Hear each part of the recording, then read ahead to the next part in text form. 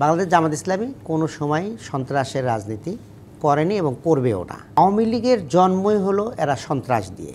জনগণ যদি রাজপথে থাকে সন্ত্রাসীরা আসতে পারবে না। এই যে আগুন সন্ত্রাস, সেটি আসলে আমরা বিগত সময়ে দেখেছি, বিশেষ করে মাত্র 2 বছর আগে আসলে যে ঘটনাগুলো ঘটেছে এবং যেটি দিয়ে আসলে আমি শুরু করছিলাম যে সেই সময় যিনি সরকার প্রধান ছিলেন তিনি বলেছেন কেউ বাসে আগুন দিলে তাকেই সেই আগুনে ফেলে দেবেন। সেই ঘটনারই এখন আবারও আমরা পুনরাবৃত্তি দেখছি, যদিও আওয়ামী লীগ তাদের তরফ থেকে অস্বীকার করছে যে তারা এমন ঘটনা ঘটাচ্ছে না। বিএনপির শীর্ষস্থানীয় নেতা আজকে বলেছেন, হয়তো আপনাদের দিকেই সেই ইঙ্গিত গিয়েছে যে জামায়াত ইসলামী এবং আওয়ামী লীগ হয়তো একসাথে হয়েছে আবারও এই সামনে নির্বাচনকে বানচাল করতে। সেখানে আসলে তার মানে আগামীকালকে নিয়ে যে শঙ্কাটা তৈরি হয়েছে সেখানেও জামাতের কোনো হাত আছে কি? আপনার কথার মধ্যে একটু গোজামিল মনে হচ্ছে, কারণ আওয়ামী লীগের নেত্রী তিনি বলেছেন যে যারা বাসে আগুন দিচ্ছে তারা সে আগুনে পুড়বে।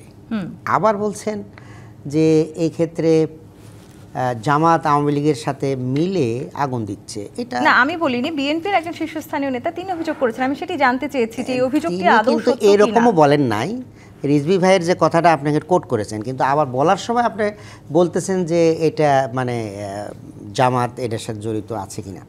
দেখুন, বাংলাদেশ জামাত ইসলামী কোনো সময় সন্ত্রাসের রাজনীতি করেনি এবং করবেও না। আমাদের রাজনীতি হলো আমরা শান্তির জন্য, গণতন্ত্রের জন্য, মানুষের মুক্তির জন্য। তো আর আওয়ামী লীগের জন্মই হলো এরা সন্ত্রাস দিয়ে। তাদের যিনি ফাউন্ডার তিনি সংসদের ভিতরে ডেপুটি স্পিকার শাহেদ আলীকে হত্যা করেছে, হাতল চেয়ার দিয়ে বাইরে পিটিয়ে তাকে হত্যা করে নেতৃত্ব দিয়েছেন সে নিজে। এবং তার পরবর্তী তার দল যখন দেশ স্বাধীন হওয়ার পরে একদলীয় বাকশাল কায়েম করলেন তার নেতৃত্বে, এবং তিনি নিজে সংসদে ঘোষণা দিয়েছেন সিরাজ শিকদার কোথায় কোথায় সিরাজ শিকদার। তার মানে কি, এগুলো সব গুম খুনের নেতৃত্ব দিয়েছেন শেখ মুজিব নিজে, এবং তার বাহিনী গোটা দেশে ত্রাস সৃষ্টি করেছে 72, 73, 75। এর পরবর্তীতে তার কন্যা, সুযোগ্য কন্যা, ঠিক একই ধরনের তার রাজনীতি ছিল হত্যার রাজনীতি। হত্যা রাজনীতি, তার নিজের দলের লোককেও মানে হত্যা করতে ক্ষান্ত হতো না, রাজনৈতিক ফায়দা হাসিলের জন্য নিজের দলের লোকজনকে হত্যা করেছে।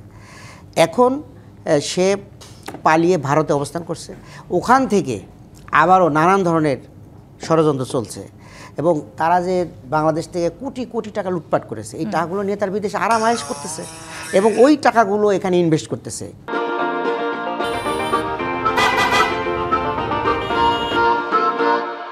একটা বোমা মারলে তাকে 5,000 টাকা, একটা বাসে আগুন দিতে পারলে তাকে 7,000 টাকা, এই রকম করে অফার দিয়ে দিয়ে তারা এই কাজগুলো করাইতেছে আওয়ামী লীগ। আর এগুলোকে যারা মানে প্রশ্রয় দেওয়ার জন্য কথা বলছেন, এটা তো পরিষ্কার।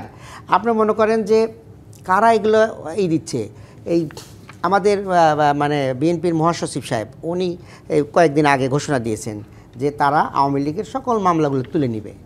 আপনি দেখেন আপনার এমদাদুল হক দিয়েছেন, হ্যাঁ, এমদাদুল হক আপনার রংপুর 4 আসনের এমপি প্রার্থী, উনি বলছেন আওয়ামী লীগের ভাইদের বলছি আমরা আপনাদেরকে হেফাজত করব।